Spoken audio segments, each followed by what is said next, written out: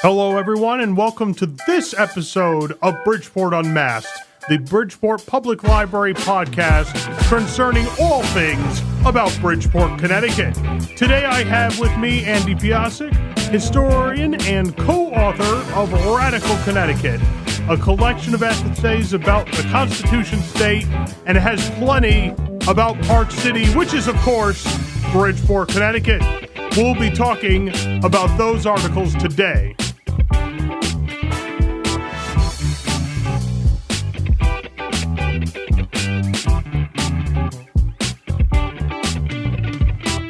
So, Andy, thank you for braving the sweltering heat outside to come here in this nice air-conditioned Beardsley Branch library. Looking forward to talking to you. How you doing, Andy? I'm very well. Thanks for having me. Awesome. Before we get into anything that's related to anything, I do have to ask, and I'll tell you why I have to ask in a moment. Are you a Little League guy, a Little League World Series baseball guy? A little bit, yeah. Going back many years to when I played Little League. Oh, that's awesome. Was it for Bridgeport or Bridgeport Original Little League? Nice. Okay, well, that's actually incredibly appropriate. The only reason I brought it up is because I read your article about Bridgeport getting to Williamsport, getting to the finals in 49 and 50, I believe. And so I wondered if you had a personal connection there. So unfortunately, the Little League that I played in doesn't exist anymore. We used to play in Seaside Village. There was a diamond, very nice setup that lasted probably 25 years into the 70s. I'm not sure exactly when it ended, but yeah, that was a big part of my youth.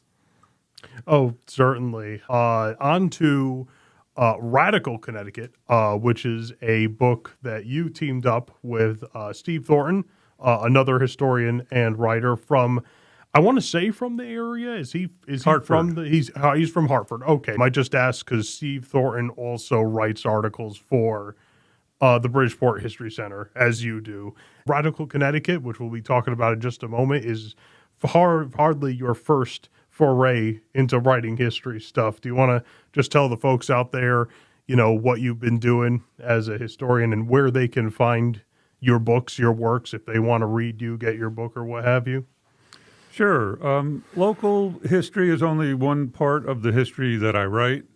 I've written a book that was about the integration of pro football. It was a series of interviews with black players who came into the NFL in the 1940s called Gridiron Gauntlet. That book came out, I'm going to say 15 years ago or more.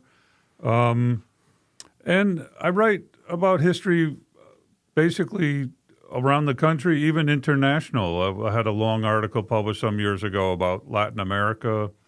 Bridgeport and Connecticut are just two pieces of some of the history that I write. And those two actually do, integrate with each other. Someone is writing about Mexicans moving to Bridgeport, and so that's kind of an international and local thing going on. I'm not sure if I'm not sure if your Latin America article, was both foreign and local, or if it was just about those countries. No, it was just about developments in Bolivia, Venezuela, and various countries that have been trying to transform their societies toward more justice. So cool. You've mentioned some other things you've written. Where can people get Radical Connecticut if they so desire to get themselves a copy? It's available pretty much on any online bookseller. They can order it directly from the publisher, hardballpress.com. It's a little publishing outfit in Brooklyn, New York. And I would think Amazon and pretty much all the other ones have it. I know probably more profitable for Hardball Press if you buy it directly from them. But any way that people can get their hands on it, I think it's well worth reading. And I hope people do support the book. Oh, I agree with that. I got my copy from bookshop.org. It is out there in a number of places. Yeah, it is on Amazon and Barnes & Noble online, and also smaller things like bookshop.org. Well, cool. Well, let's get into why, we're saying this book is worth reading today by talking about what's in it. Now, before we delve into the topics, which we're going to do very soon, I just want to tell everybody that Bridgeport Public Library takes no positions on any of the subjects we're going to talk about today. Any opinions stated or implied are only held by the person talking about them. That said, it's not all fairy tale stories in this book, I'll put it. That being said, not much in the way of trigger warnings, unless you're a fan of Senator McCarthy and HUAC. Then you might have a problem with this book. They do get brought up on occasion throughout the book. And if you really are a diehard fan of theirs, I'd like to recommend any of the other podcasts we have on this channel. Feel free to check those out. And if you have no idea who Joe McCarthy and HUAC are, we will be talking about them later, because at least one of the articles about Bridgeport specifically, you need to know who they are to make sense of it. Cool. So the things that we're going to be focusing on today are the articles that Andy wrote specifically, because again, Andy and Steve Thornton teamed up to write this book, and those that are about Bridgeport. And there's a lot of other great articles in here. This is just a Bridgeport podcast, so we're focusing on those. And I figure we would start with the strikes. We got some strikes in Bridgeport that are particularly unique and interesting, as we will see in just a moment. Andy, what are you thinking about us starting with the teacher strike of 78? Yeah, sure. That was a momentous event in Bridgeport history, and recent enough so that a lot of people who are still around remember it well. It happened in September of 1978, right at the beginning of school.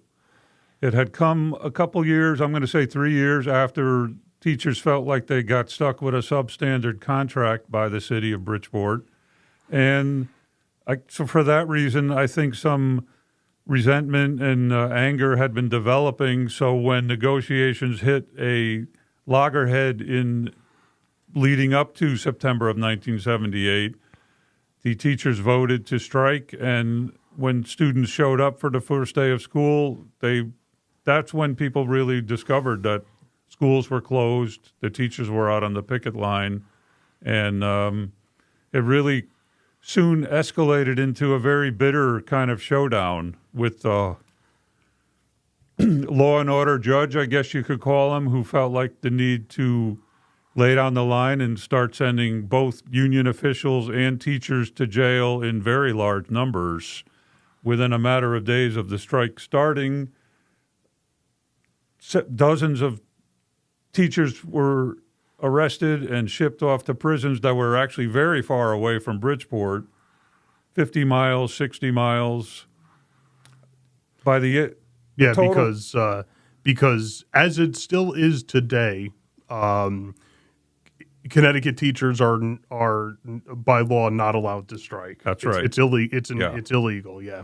Yeah. So teachers went into it knowing they were breaking the law, figuring, as has happened many times in history, we'll talk about other instances, whereas if you're united enough and you have enough support from the community, which the teachers did read correctly that they did have, that they would be able to withstand the fact that it was illegal for them to be on strike. Yeah, no. Parents were involved. Students were involved. The PTA was involved, which is my favorite bit, because my experience is that PTA and teachers typically are at each other's throats. But when the chips were down, they were together.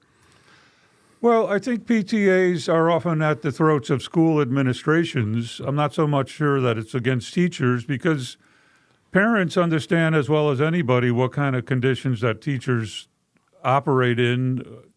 It's not such a big issue now, at least I hope not, but oversized classrooms were a big issue in the 1970s, and one of the main issues that the teachers were trying to get the Board of Ed to address at the time.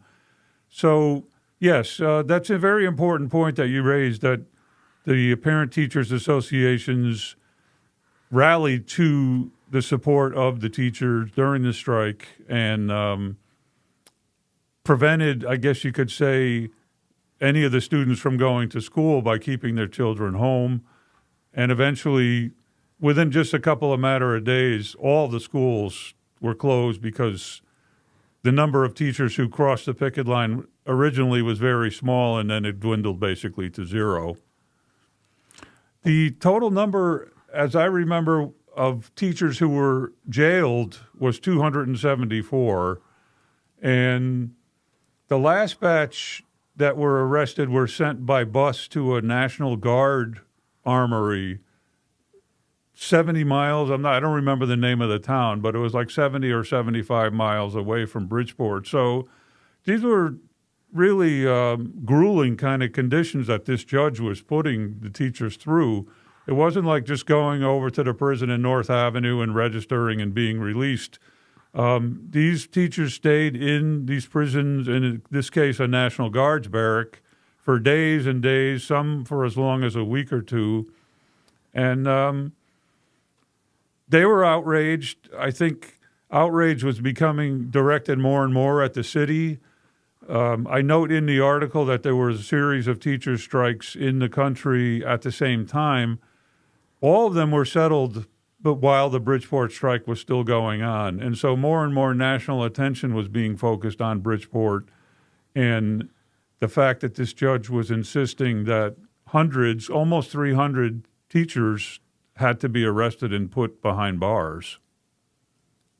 Yeah, and that's how it. I mean, they also went through what I don't know what the technical term is, but showers to get rid of lice. Yeah, exactly. As kind, for just to give you an idea of what these teachers were put through, but it was an almost universal thing. I think the first day of school, 3% of teachers punched in, and then it got less than 3%.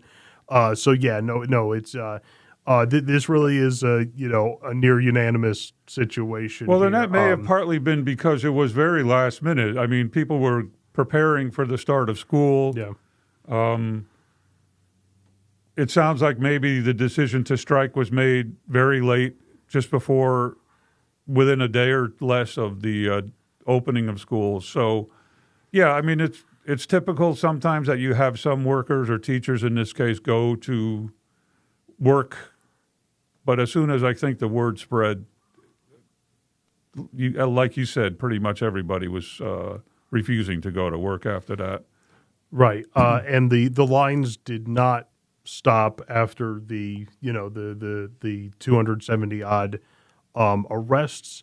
I think it was 3 weeks in, something like that the board and the union finally came to an agreement. Yes, that's right. Which was a kind of victory, if I remember. Like the teachers did get a lot of the things they wanted then, though interestingly enough, Bridgeport teachers are still the least paid teachers in Fairfield County, and if I pardon me if I didn't get this exactly correct, if the union and the Board of Education have a problem with with the contract that they sign, the management can appeal, but the union can't, or something to that degree. Yeah, that's right. This happened in a series of legislative actions that were taken in the wake of the strike, where if the union and the management are stalemated the way they were in the prelude to this strike, the municipality in question has the right to reject whatever the arbitrator is putting forward, but the teachers do not. So it's still a situation that's very similar to the way it was 46 years ago when this strike took place, where if teachers feel like they're getting a bad proposal that they don't like, they would be risking their jobs and imprisonment if they were to go on strike again. So in that sense, I think there were victories in terms of the contract that was won in 1978, but in terms of the ability for teachers anywhere in Connecticut or in Bridgeport, they would be running the same risks that they ran in 1978. And I mentioned in passing that there were other municipalities in the last 10 or 15 years, specifically Chicago, I've mentioned, that were up against the same obstacles, but who elected a union leadership that was fairly aggressive and determined to push back against cuts and all the other problems that the city of Chicago was facing, which I would say on a smaller scale are similar in Bridgeport. You mentioned salaries being lower. There's constant turnover in Bridgeport because salaries are higher elsewhere, and teachers are constantly leaving to take higher paying positions in other towns.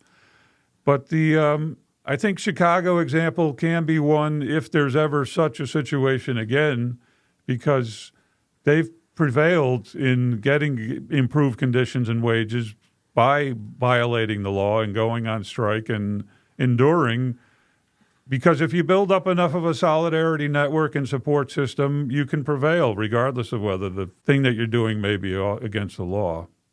Yes, I think the takeaway idea is that it depends upon having the support of the community, of the professionals striking, and that's actually a theme repeated in your other strike-based article in this book about the 1979 Handy and Harmon precious metal factory strike. Again, with the strike would have been unremarkable except for Willie Matos, the Spanish American Coalition, and the community getting involved. Andy, do you want to take that and run with it? Yeah, sure. That one I recall very well because I was directly involved in it. It was a factory just over the town line in Fairfield, about where Whole Foods and Home Depot now are. Interestingly, this factory started in Bridgeport and eventually moved to that location in Fairfield. It had a long history, for reasons I've never even been able to pin down, of having large numbers of Portuguese-American workers from the Hollow section of Bridgeport employed there, and that continued after the relocation to Fairfield. Many of the workers continued to live in and come from Bridgeport. When the workers went on strike in September of 1979, now this is just a year after the teacher strike we were just talking about, the company actively tried to recruit replacement workers, which historically have been known as scabs, and they targeted low-income sections of Bridgeport where there were high unemployment, one of which was the area of State Street on the west side, which happened to be just basically around the corner of the Spanish American Coalition's offices on Colorado Avenue. So several youths from the neighborhood who got these flyers that the company was handing out to recruit workers went into the SAC office and showed the flyers to Willie Matos and the others who were in the office working there. I'm not sure if they had full-time staff or not, but the response was immediate. Willie was a longtime labor radical activist going back to the 1960s, still in Bridgeport, a great guy, and immediately put out a call to first the community to ignore and not follow up on trying to apply for a job at a place where workers were on strike, and then called together a coalition from the neighborhood of clergy, other union members, workers, and eventually the Handy and Harmon folks, union and workers themselves got involved. And so it became an ongoing project that lasted pretty much the whole autumn that year and was highly successful in preventing anybody from trying to pursue jobs as scabs at the factory, but then also began to mobilize people to go to the picket line and culminated with a fairly large march and rally through Fairfield that ended up getting the attention of the company enough so that they settled the strike that was terms that were favorable to the workers. I would say that based on my direct experience, the way I remember it, I don't think that too much of that would have happened had it not been for the Spanish-American Coalition being as aggressive as they were, because the union was kind of, sending workers to the picket line, hoping for the best, negotiating at the same time that the workers were out on the picket line.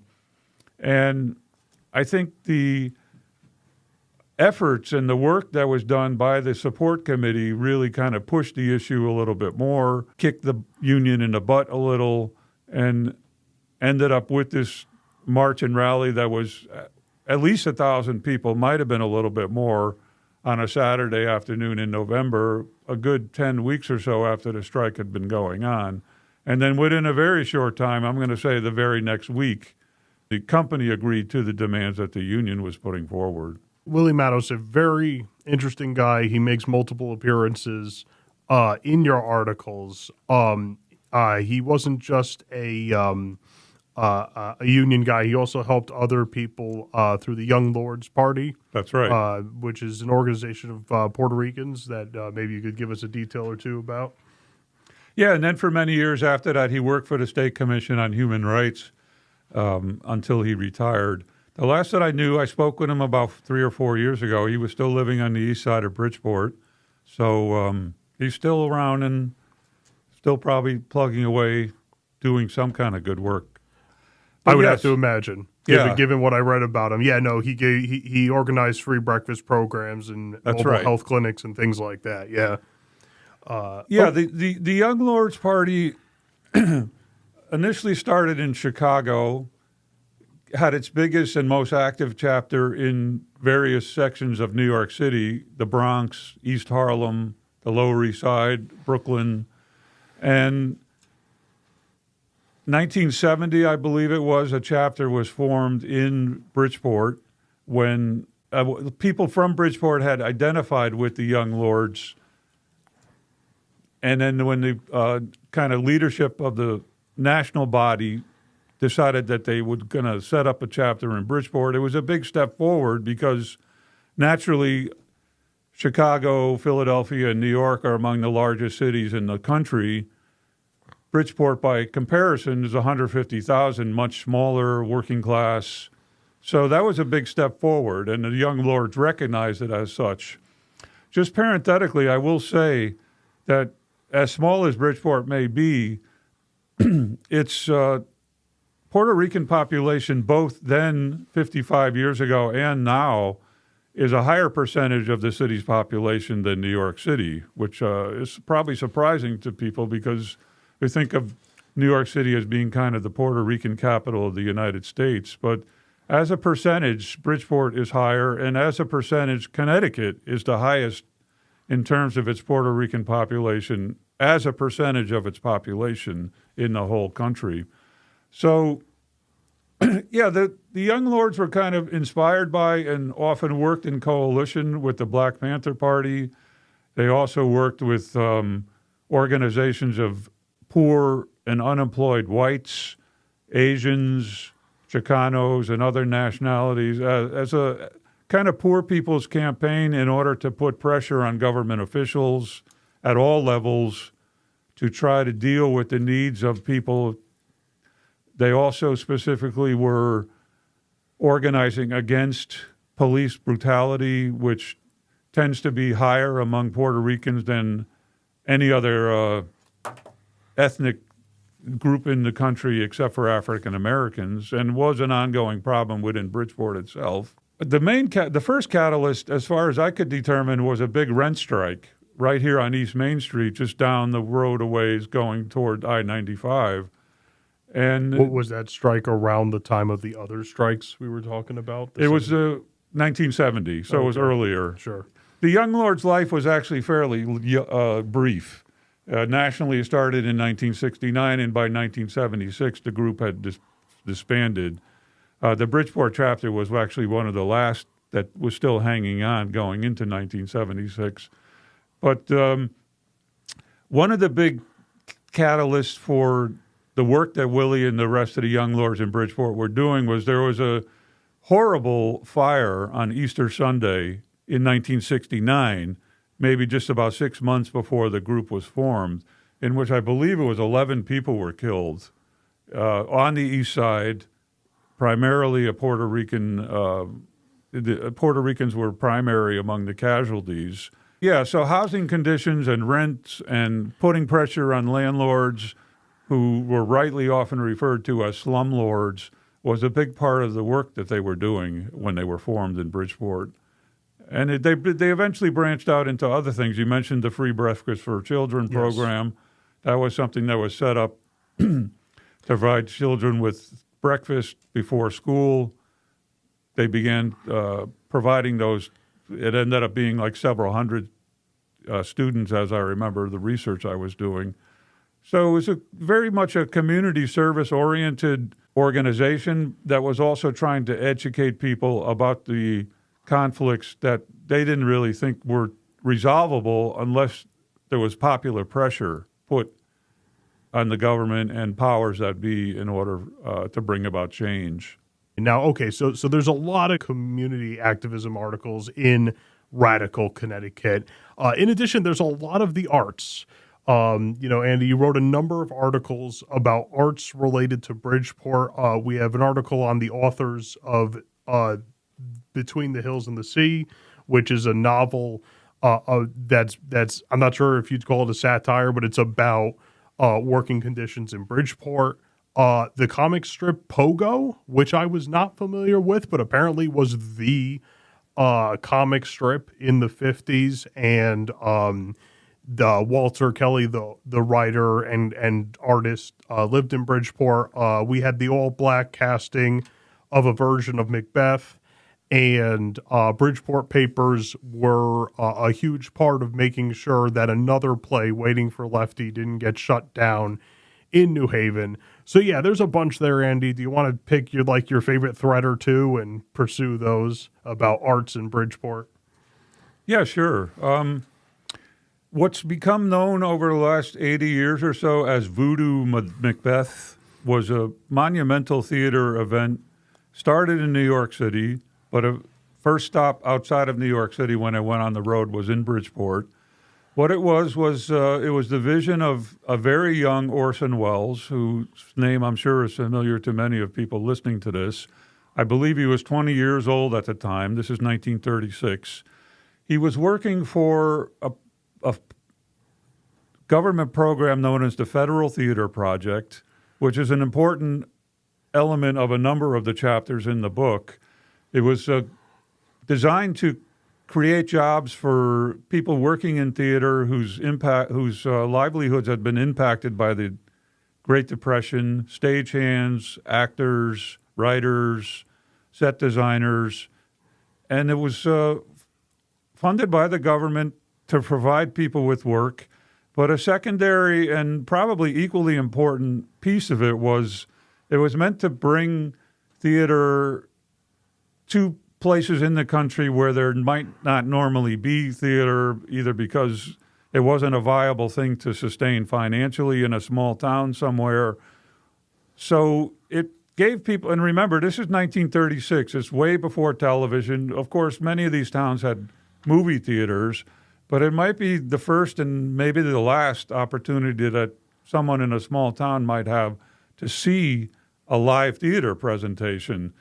And some of them were serious dramas, some of them were comedies, some of them were designed for children, some of them were strictly entertainment for a good, fun night out.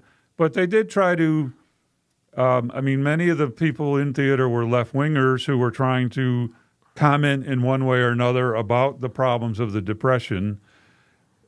The Macbeth story that Orson Welles came up with was to transport this story from Scotland and instead set it in 19th century Haiti. So it took on an anti-colonial dimension within the story. So he auditioned and eventually hired a large number of African-American actors. Obviously, it was a very large cast and crew because the Macbeth story is many different characters in it. And you also needed stagehands and set designers. So it was a rousing success. It opened in Harlem early in 1936 and then set in for a long run at a prominent theater in Brooklyn. And then when it was decided that it was going to go on the road, I think it was to 8 or 9 different cities, Bridgeport was chosen as the first stop. And so they did 5 performances at what was called the Park Theater, which used to be on Main Street. It's been long demolished.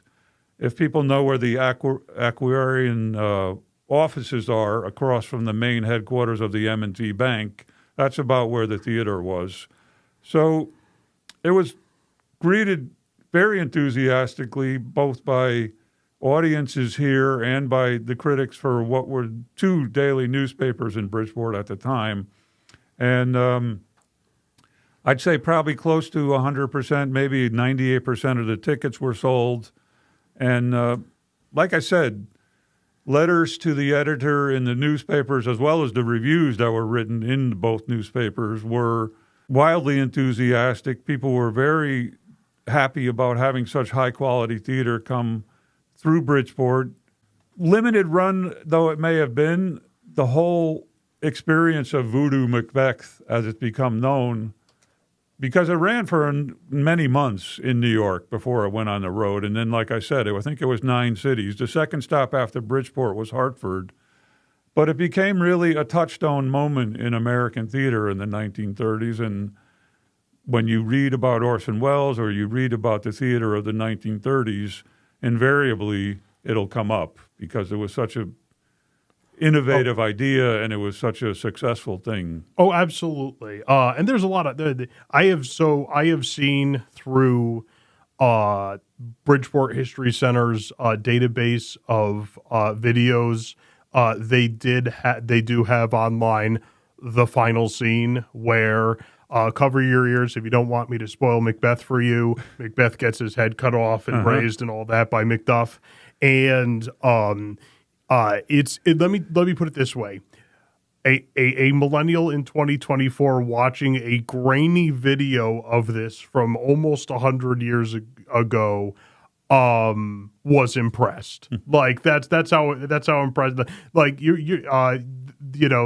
correct about the size of the cast. It was astounding. The amount of props used were also pretty darn astounding. I'm not sure if you had anything else to say about. Well, yeah, and they went all out. I mean, it was tractor trailers full of props and stagehands, and folks went on the road, came to Bridgeport, stayed probably in one of the local hotels, and did a 5-day staging of this great show. So, yeah, it was kind of a momentous theater event for the city. Right. 1936.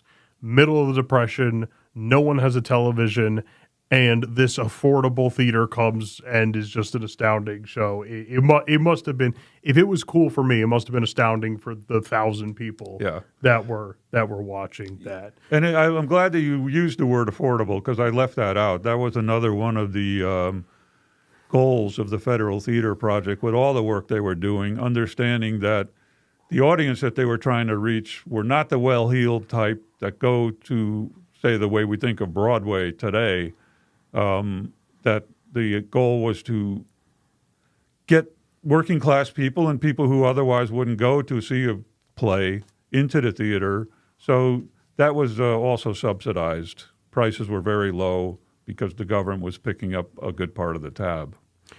Absolutely. And speaking of the government, I'm kind of forcing a segue. I think it's time we talked about HUAC's trip to Bridgeport. So for all the folks out there who might not know, HUAC stands for the House Un-American Activities Committee, and that was created in 1938, so not long after the play we were just talking about, and became the U.S. government's means of suppressing communist activities and any violations of the Smith Act, which made advocation of the government's overthrow illegal. So what HUAC would do is they would subpoena people for accusations of communism and alleged attempts to overthrow any part of the government. And what happened as a result of this was a lot of people's careers and reputations were wrecked because they were being accused of breaking the Smith Act was seen as just about as bad as actually breaking it. And the reason it seemed bad is because from here and especially into the 50s, America was very, very concerned about communism. There was a general panic against the spread of communism, and that was called the Red Scare, and that was provoked largely, most famously, by Senator Joe McCarthy. Andy, I will hand the wheel over to you, but I just want to pull from, I mentioned our cartoon Pogo a few minutes ago, and one of the characters in Pogo wasn't overly political, but it had some political series, and one of the characters was Simple J Malarkey, who was supposed to be a take on Senator Joseph McCarthy. So yeah, if Andy, you would please tell us about HUAC, and you wrote an article in the book, and there's one online. So yeah. Well, it's interesting how so many of these things kind of connect to each other, because the Federal Theater Project, which I just mentioned, which was the outfit that put together the Macbeth performance, was really the first group that came under fire from HUAC. HUAC, as you said, was started in 1938, and it was pushed back by reactionary and far-right politicians and people who supported them, who objected to the fact that the federal government was underwriting, you could say, these plays and theater projects that were critical of capitalism, critical of the direction that the United States was going, et cetera. And eventually it built up enough momentum so that the Federal Theater Project was ended just a few years after the Macbeth that we were talking about. Parenthetically, if people want to get a little bit of a handle on some of that, there's a terrific movie that was made by Tim Robbins called Cradle Will Rock that came out about 25 years ago. Has an all-star cast. There's multiple currents to the story that sometimes make it a little bit difficult to follow. But a lot of it is about the Federal Theater Project and the politicians who attacked it, the writers and the administrator who came under attack for some of the work they were doing. Susan Sarandon, Ruben Blades, John Turturro, John Cusack, Vanessa Redgrave, and on. Just a terrific movie with a terrific cast. Anyway, so it's the HUAC thing also relates to the chapter of the book that you mentioned, Between the Hills and the Sea, the novel that was written by the Gildens, Bert and Katya Gilden, who were Bridgeport residents, not just writers, but also before they were able to make much money as writers, also Bert was working in factories and was a union activist. Both were known to be members of the Communist Party. This is right after World War II, I'm going to say, around 1945 into the 1950s. So all these things are kind of running together. The way that the investigations committees worked was, first and foremost, they held hearings in Washington where they called on the carpet people that they suspected of being communist, people they were pressuring to reveal information about the work that the communists were doing. Primarily, it seemed like their main goal was to get people to reveal the names of other people who they were working with. That was always kind of the $64,000 question. Who else are you working with? We want you to name names. If you don't name names, then you're in contempt of Congress and facing a possible jail sentence. As the Red Scare went on, HUAC kind of went on the road and began setting up hearings in different parts of the country. And in early 1956 is when they came to Connecticut. They didn't actually hold any hearings in Bridgeport. They held them in New Haven. But Bridgeport was kind of the main area that they were concerned about because of the many factories that were here, and the United Electrical Workers Union, which is known widely as the UE, was one of the unions where the communists were strongest. Now, I will say this. It often becomes difficult to distinguish, and HUAC and the investigators really didn't care about this, But you might have someone who was an outspoken union member who was saying things that were similar to what the communists were saying, who suddenly now became suspicious precisely for that reason. It didn't matter what he was saying or she was saying was reasonable or fair or worth listening to. The fact that it kind of corresponded with what the communists might be saying was grounds enough for people to immediately be cast under suspicion. Now, that's not to say that some of the people weren't communists. Some of them were, and usually HUAC knew who they were because the FBI had done yeoman's work in terms of infiltrating communist meetings, events that they were doing in different places, all that kind of stuff. So I think you say in the article that at the time that HUAC came to Bridgeport, there were about 5,000 to 10,000 communists in the country, which incidentally is like 100 to 200 per state, and that the government knew all their names and who they were. So HUAC wasn't really finding more information. It was other stuff fueled by fear that a lot of people had. Yeah, that's right. And the notion, I mean, there was a period where the Communist Party was somewhat influential, and it primarily in the labor movement. I mentioned the UE. There were a series of labor unions in the 1930s and 1940s where the communists were influential, and that would only make sense because some communists were killed, imprisoned, and beaten in efforts to bring collective bargaining rights to these different factories, not just in Bridgeport. You know, we're talking about Pittsburgh, Detroit, Chicago, the auto industry, the steel industry, packing house. And regardless of what anybody might think of the Communist Party or communism in general, the work that members were doing at that level, which had nothing whatsoever to do with espionage or had nothing whatsoever to do with cheerleading for whatever the Soviet Union might be doing at any particular moment, they were helping to advance the livelihoods and the living standards of everyday Americans who often had tremendous respect for them. Anyway, so the point that I'm trying to make is that 10 or 15 years before HUAC really picked up its momentum, the Communist Party was a bit of a force within the society, particularly, as I said, the labor movement. By the time they got to New Haven and began investigating what was going on at the GE factory with the UE local that had been there and which by this time had actually been thrown out, they were a pitiful force, down from maybe close to 100,000 members at their peak. There was 5% of that by the time that these hearings are going on. So there was a certain kind of routine that they were following that I think was mainly designed to kind of intimidate dissent.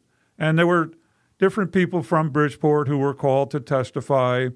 Some were from the labor movement.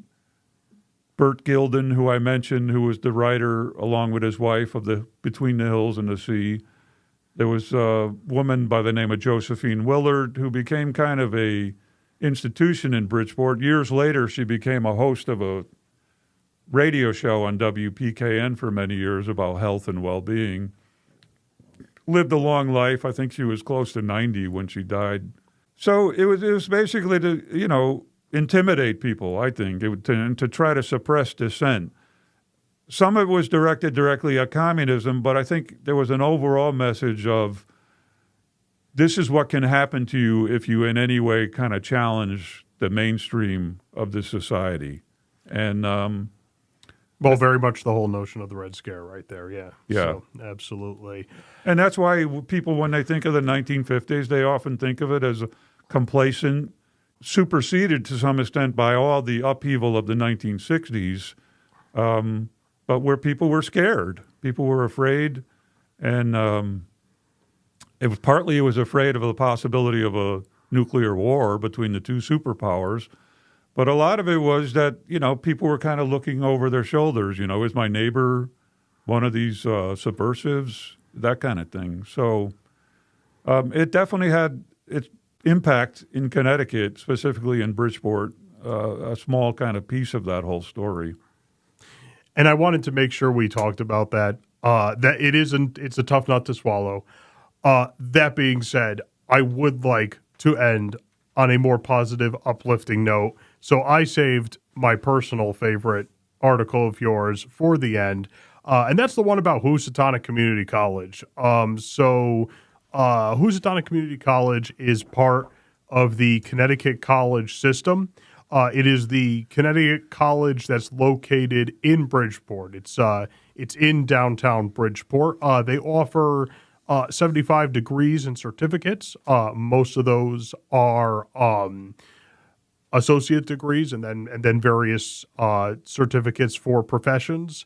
And they actually have a fantastic art exhibit that you brought that up, and I'll let you talk about it. I just want all the folks out there to know, for what it's worth, Housatonic Community College is near and dear to me. I hold my associate's degree from Housatonic. I did my internship for my master's degree at the library at Housatonic, and the library that I work in, the main Bridgeport Public Library, Burroughs Sadin, is literally next door to Housatonic. So when school's in session and their cafeteria is open, I tend to pop in on lunches when I can and get myself a sandwich or a wrap. That being said, what do you have to say there, Andy, about Housi?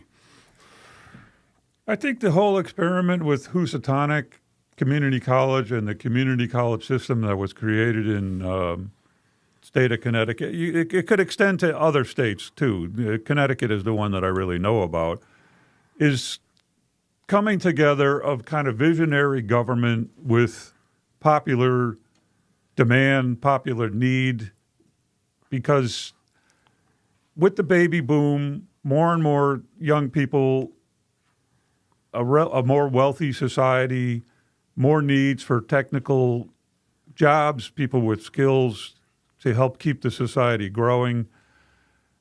There was a clear need for an expansion of the education system that went beyond the four-year colleges that were often beyond the affordability of many working-class students. Of course, you had a robust state college system, but schools like Yale and Wesleyan and even more locally Fairfield and Sacred Heart are often very expensive and beyond the reach of a lot of students. So the creation of the community colleges in the 1960s was a huge boost both for industries and private public sectors in need of new kind of workers with all kinds of different skills, but also of students who were able to do the work and now were able to afford to go to school and get the kind of education they would need to do these kind of jobs. So Housatonic was one of a number that were created in the state of Connecticut. It started over on Arctic Street in what had been the Singer sewing machine factory. Stayed there for a number of years. I remember going there a number of times. To be honest, it was kind of a bleak setting. So I think the move that was made to downtown, to the campus that Adam just referenced, was a huge plus and probably has resulted in a big increase in enrollment. Beautiful campus right here downtown. And what can I say? I think it's been a big plus for the city. It's been a big plus for students. And it's obviously not just for people from Bridgeport. People from all over, I think, Fairfield County come to and go to school there. And it's been a big plus for the economy of the state. Not to throw water on what is really a great story, with a lot of things in the public sector, it's come under attack. I mentioned that in passing at the end of the story.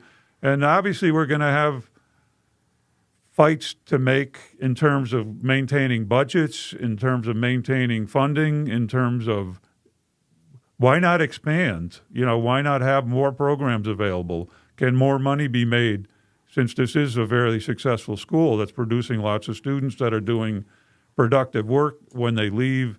So that's a question that remains and that we'll have to answer as we go forward. But for the 50-plus years that Housatonic has existed, I think, the story you told about your own experience is one that you could multiply by tens of thousands of young people who have gone, like I said, maybe other schools might have been out of reach. They would have had to make other choices in terms of careers or whatever. And because of this great community college that we have available to us, people were able to make choices that were more in tune with what they really wanted to do. Very much so. Yeah, I'm sure there's a lot of stories like mine. You start at Housatonic with an associate's or what have you, and then you run. So awesome. Andy, I've had fun. Good things must come to an end, though. But is there anything I glossed over, topics I didn't hit on, details you wanted to get out and my big mouth overrode or something? Anything else you wanted to throw at the wall before we headed out for the day? Well, I will say there's lots more. I mean, I've kind of lost track of how many chapters there are, but there are a lot of chapters in here. Steve and I, have been writers for a long, long time. I will say that Steve Thornton, the co-author, has a website, shoeleatherhistory.com. Some of the material from the book is available at that. I, unfortunately, am still kind of more 20th century, so I don't have a website, but my stuff is all over the internet. If you just Google my name, you'll find any number of articles, some of which are in the book, many of which are not. So you can get a taste for the other things that I write about as well as what's in Radical Connecticut. But no, I think, it's an attempt at a contribution to telling history from the point of view of everyday people, from working class people who are usually marginalized. And I think that's important because history is under attack. People, reactionary forces are trying to retell history. They want to take certain things out of history books that make them uncomfortable. And I think that's exactly the wrong direction we need to go. And what we did with this book was an attempt to kind of counter that. Absolutely. And see that in the book by Andy and Steve, Radical Connecticut, and also see that in the articles written by both Andy and Steve on the Bridgeport History Center's grassroots historian page, which I'll be giving a link to in the description of this podcast. And on that notion, I hope you have all enjoyed this episode of Bridgeport Unmasked.